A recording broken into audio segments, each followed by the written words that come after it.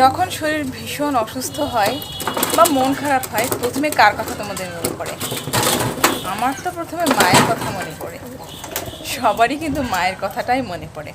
তবে যাদের পৃথিবীতে মা এখনও বেঁচে আছেন, তাদের মতো ধনী এই পৃথিবীতে কিন্তু আর কেউ নেই।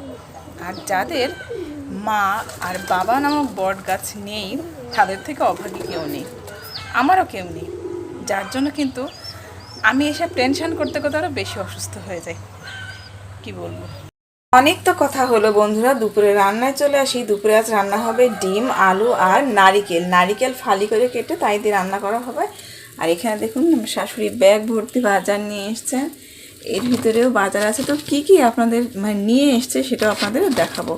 চলুন দেখা যাক। এখানে প্রথমেই আনা হয়েছে পুঁই শাক 1 আঁটি, এটা আমি আলু দিয়ে চচ্চড়ি করব। আর এখানে আছে জাম্বুরা সাধারণত আমার ননদের গাছ থেকে নিয়ে আসা হয়, কিন্তু আজকে উনি বাজার থেকে নিয়ে এসেছেন। আর একটা নারিকেল নিয়ে এসেছেন। নারিকেল আসলে এত রেয়ার, পাওয়াও যায় না। একটা নারিকেল দামও আসলে অনেক, কত নিয়েছে আমি জানি না সঠিক, তবে অনেক দাম। এগুলো এক হাত দিয়ে ক্যামেরা করে বের করতে পারছি না। তো আজকে একটু বাজার সদাই দেখায়। অনেক আপুরাই বাজার দেখিয়ে থাকেন, কিন্তু আমার সাধারণত দেখানো হয় না। আমি খুব দ্রুত বাজারগুলো আবার ফ্রিজে গুছিয়ে রেখে দেওয়া হয়, যার কারণে ওই সময় বাজারেরগুলো দেখানো হয় না। তো আজকে এইগুলো দেখাবো তোমাদেরকে। আর আরেকটা ব্যাগে কী আছে সেটাও দেখাবো, চলো।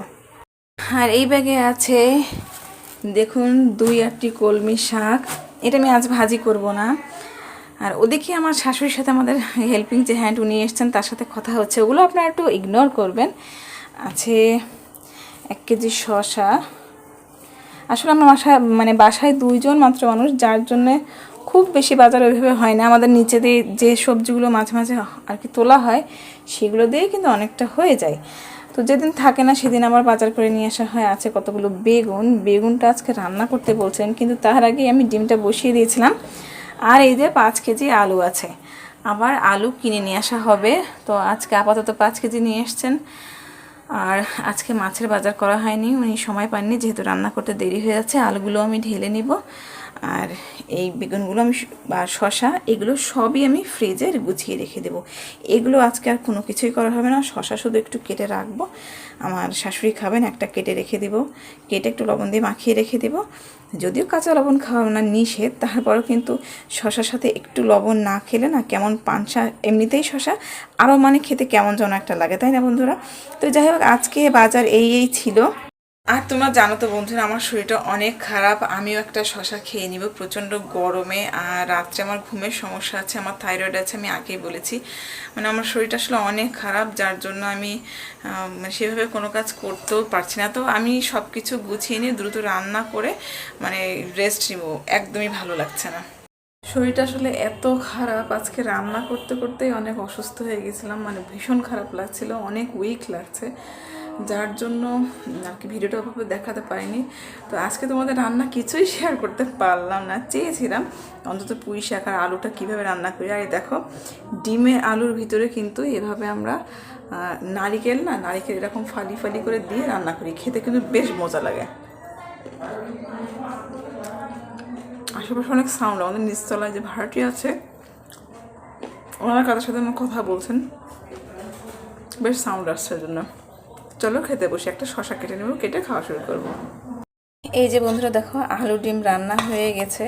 রেসিপিটা আজকে দেখাতে পারলাম না। আর এইখানে এই যে পুঁই শাক আলু দিয়ে চচ্চড়ি করেছিলাম, চচ্চড়ি বলতে একটু ঝোল ঝোল রেখেছি, দুপুরে যেহেতু খাবো।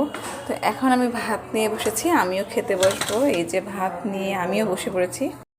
আর যখন শরীরটা অনেক খারাপ হতো, জ্বর আসতো, কিংবা যে শরীর খারাপই হতো না কেন, মায়ের কোলের ভিতর একটু মুখ বুজে থাকলেই না মনে হতো সব অসুস্থতা চলে গেছে, সব ক্লান্তি চলে গেছে। আচ্ছা, আপনারা বলুন তো, যারা বিবাহিত যে আপুরা, তারা একটু মনে করে দেখুন তো, লাস্ট কবে হুট করে আপনারা মায়ের কাছে চলে যেতে পেরেছেন? বিয়ের পর কিন্তু এটা হয় না। যাদের বাবা মা বেঁচে আছেন, হঠাৎ করে কিন্তু মন চাইলেই যাওয়া যায় না, এমনই কিন্তু হয়। তো আমার তো নেই, আমার এই যে শরীর খারাপ, সবসময় মনে হয় যদি একটু যেতে পারতাম, যদি তার কাছে একটু যেতে পারতাম, আল্লাহ তাদের বেহেশত নসিব করুক। এমন অবাক আমি, কীভাবে বোঝাবো। এই অসুস্থ শরীর নিয়েই রান্না বান্না সংসারের সমস্ত কাজ মানে করতে হচ্ছে, কিন্তু মানে বলার কেউ নেই যে থাক আজকের দিনটা অন্তত থাক, তোমার করতে হবে না, বা অসুস্থ শরীর নিয়ে একটু রেস্ট করো। কে বলবে, কার অত ঠেকা ভাই। সেজন্য বলছি যে আল্লাহ যেন সবার বাবা মাকে অনেক বছর পর্যন্ত বাঁচিয়ে রাখেন, সবাই যেন সুস্থ থাকেন, আমার মতো অভাগা যেন কেউ না হয়। শরীর যখন অসুস্থ হবে বেশি বেশি দেখবেন একটু একটু করে খাওয়া দাওয়া করবেন, শরীর মন দুটোই ভালো হয়ে যাবে। আর এই যে পাতা বিলবো নিয়ে আসা হয়েছে, এটা মাখিয়ে খাবো, তো মাখানোটা এখন শেয়ার করবো না, শরীরটা ভালো না, কোনোরকম মাখিয়ে টুক করে খেয়ে নেব। এদিকে সিঁড়ি দিয়ে মানে উঠতে ছাদে এত কষ্ট রে ভাই, এত কষ্ট।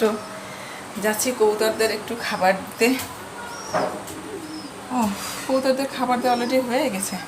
কবুতরের বাচ্চা ডাকছে, চিচি করছে। চলো তো বন্ধুরা একটু দেখে আসি, আমার সাথে তোমরাও চলো। কোন বাচ্চাগুলো ডাকছে দেখি তো। এই যে এই বাচ্চা দুইটা চিচি করছে, আবার ওই পাশে একটা বাচ্চা আছে, এর আগে তোমাদের দেখিয়েছিলাম মাত্র হয়েছে, সেই বাচ্চাগুলো মাত্র মানে হয়েছিল। আর এই যে উপরেও আছে, ওর মায়ের জন্য দেখা যাচ্ছে না। যাই হোক, এইগুলো চিচি করছে, আমি তো ভাবছি কি হলো। এরাও দেখেছো মায়ের কোলের ভিতরে সব সময় থাকে। এদেরকে দেখলে আমার ভীষণ আফসোস হয় যে এদেরও বাবা মা সবাই আছে, কিন্তু পৃথিবীতে কি আমি এমন? মোটেও না। হাজার হাজার লক্ষ লক্ষ মানে নারী এরকম বাবা মা নেই, তারা কিন্তু দিব্যে আসলে দিন চলে যায়। হ্যাঁ, কারোর জন্য কারোর দিন থেমে থাকে না। দিন আমাদের ঠিকই পার হয়ে যায়, কিন্তু সেই দিনগুলো ঠিক কিভাবে পার হয়, যাদের পার হয় সেই তারাই জানে, আর কেউ বলতে পারবে না। মানে সে কষ্টের কথা কাউকে শেয়ার করা যাবে না। মানে এই অনুভূতিগুলো, এই ফিলিংসগুলো না কখনো বোঝানোর নয় যে আমার বাবার জন্য কি হয়, মায়ের জন্য ঠিক কি হয়। বাবা আমাকে কোনো কিছু বলতে হতো না, শরীর খারাপ হলে যে আমি কি খাবো বা আমার কেমন লাগছে, মানে ঠিকই মুখের সামনে খাবারটা না হাজির হয়ে যায়। এগুলো কি বলতে হয়? কখনো এগুলো বলতে হতো না। তোমরা সবাই জানো এগুলো, যাদের বাবা মা আছেন তারা এখনও অনেক সুখে আছো। আর কি বলবো, আমার কথা না হয় বাদই দিলাম, সবাই দোয়া করবে আমার জন্য, এই বেশি কিছু আর না। এই দেখো বন্ধুরা, হঠাৎ করেই বাইরে বেশ বৃষ্টি হলো, কিন্তু বৃষ্টি হয়ে আসলে যে কী লাভ হলো সেটাই বুঝলাম না। প্রচণ্ড গরম। আমাদের কাছে পেঁপেগুলো কিন্তু বেশ দারুণ বড় বড় হচ্ছে, তাই না বন্ধুরা? কে কে পেঁপে খেতে চাও একটু জানাবে। পেঁপে কিন্তু অ্যাভেলেবেল, সবার কাছে কম বেশি বেশি আর কি আছে, কিন্তু নিজেদের গাছের পেঁপের স্বাদই কিন্তু আলাদা। আর এখানে দেখো ভিজে গেছে, তো এখানে হচ্ছে লাগানো হয়েছে পুঁইশাক গাছ, এই সাইডে আছে শিম গাছ তোলা হয়েছে, কয়দিন পরই বড় হয়ে যাবে, আস্তে আস্তে অনেক শিম ধরবে। আর নিচে ওল গাছ লাগানো আছে, বেগুন গাছও আছে, খুব দ্রুতই বেগুন উঠাবো। এমনিতেই বন্ধুরা বলেছে যে রাস্তার সাইডে বাসা বলে সবসময় ধুলাবালিতে জমতেই থাকে, আবার বৃষ্টি পড়লে মানে কি বলতো, এই জানালা দিয়ে খুব পানির ছিটা আসে, যার জন্য জানালা আমি কখনোই সেভাবে খুলতে পারি না। এখন জানালা খুলে দিব। বৃষ্টি থেমে গেছে, একটু একটু বৃষ্টি হয়, কি হয় জানি না, মানে কি বলবো, বৃষ্টি হয় ঠিকই কিন্তু একদমই মানে গরম কম হয় না। তবে বেশ দারুণ একটা হঠাৎ করে বাতাস আসলো। সৃষ্টিকর্তার এই বাতাস থাকলে কি আর ফ্যান দরকার হয়? কোনো প্রয়োজন নেই। সৃষ্টিকর্তা যদি সবসময় এমন বাতাস দিতেন, কারোর বিদ্যুৎ খরচ হতোই না, হয়তো একটু লাইট জ্বালাতে হতো, কিন্তু ফ্যানের খরচটা কিন্তু অনেকটাই কমে যেত। আচ্ছা, আমাকে দেখে কি সত্যি অনেক অসুস্থ বলে মনে হচ্ছে? অনেক আপুরাই কমেন্ট করছেন যে হ্যাঁ আপু তোমাকে অনেক অসুস্থ মনে হচ্ছে। কি করব বলো, শরীরটা এত খারাপ লাগছে। আজকে শুধু তোমাদেরকে শরীর খারাপের গল্পই বলছি, তোমরা কিন্তু আবার কেউ বলে বসো না যে আজকে আপু তুমি আজকে কোনো মজা করলে না, আমাদেরকে একটু বিনোদন দিলে না, শুধু মন খারাপের গল্পই করে যাচ্ছ। কি করব বলো, আজকে সত্যিই কেন জানি না মন থেকে কোনো কিছু ওভাবে আর কি আসছে না, ভালোই লাগছে না। তো যাই হোক, কাজ কিছু কিছু বিকালের গুছিয়ে নিব, গুছিয়ে নেওয়ার পরে ভাতটা বসিয়ে দেব। হ্যাঁ দেখো, আমাদের এই পানি আর কি কিনে নেওয়া হয়, ফিল্টার পানি, তো এই প্রতিদিন দিয়ে যায়। তো পানি শেষ হয়ে গেছে, আজকে দিয়ে যায়নি। মানে একটা বোতলই পানি আছে, আমি জানি না আমার রাত শেষ হয় না, কারণ আমি প্রচুর পানি খাই। শাশুড়ি উনিও অনেক পানি খান। সকাল থেকে কি করব জানি না। অনেকে হয়তো বলতে পারেন যে একটা ফিল্টার শেষ হয়ে যাবে, কিন্তু হ্যাঁ ভাই, আমাদের মানে ম্যাক্সিমাম কাজ, রান্নার কাজও মাঝে মাঝে, সব সময় না, মাঝে মাঝে এই পানি দিয়ে করা হয়।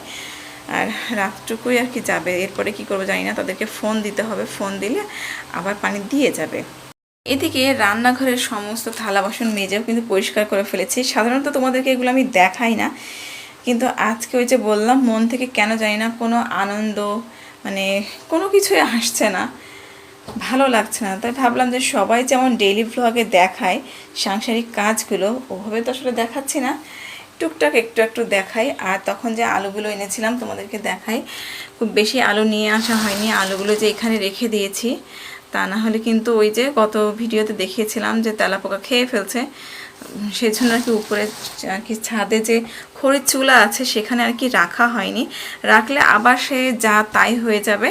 আর আলু যদি 5 কেজি কিনি, সেখান থেকে 2 কেজি আমার নষ্ট হয়ে যাবে, যার জন্য এখানে কষ্ট করে একটু রেখে দিয়েছি, কিচ্ছু করার নেই। আজকে বন্ধুরা মন খারাপের ভিডিও হলেও না ভালো লাগছে আমার, কেন জানো? কারণ তোমাদের সাথে অনেক কিছু শেয়ার করতে পেরে মানে একটু বলতে পারছি যে হ্যাঁ, যে বাবা মায়ের কথা ভীষণ মনে পড়ছে। এইটুকু বলার মতো লোকও কিন্তু আমার আসলে নেই। যাই হোক, বলতে পারছি বলেও কিন্তু অনেকটা নিজের কাছে হালকা লাগছে। আচ্ছা, তোমরা কি কখনো মানে বাবা মার সাথে অনেক মানে লং ট্যুরে ঘুরতে গেছো? আমি কিন্তু গেছি। সেসব দিনগুলোর কথা না ভীষণ মনে পড়ে, খুব মিস করি সেসব দিনগুলো। হ্যাঁ, হয়তো মানে অনেক বেশি চাকচিক্য ছিল না, কিন্তু বাবা মার ভালোবাসার কাছে সব কিছুই কেন জানি না হার মেনে যায়, তাই না? সেজন্যই আর কি বলছি যে যাদের বাবা মা বেঁচে আছেন তারা কিন্তু পৃথিবীতে সব থেকে বেশি ধনী। তাদের আর কোনো মানে মানে সম্পদের প্রয়োজন হয় না, ওই 2টা মানুষ থাকলে এনাফ।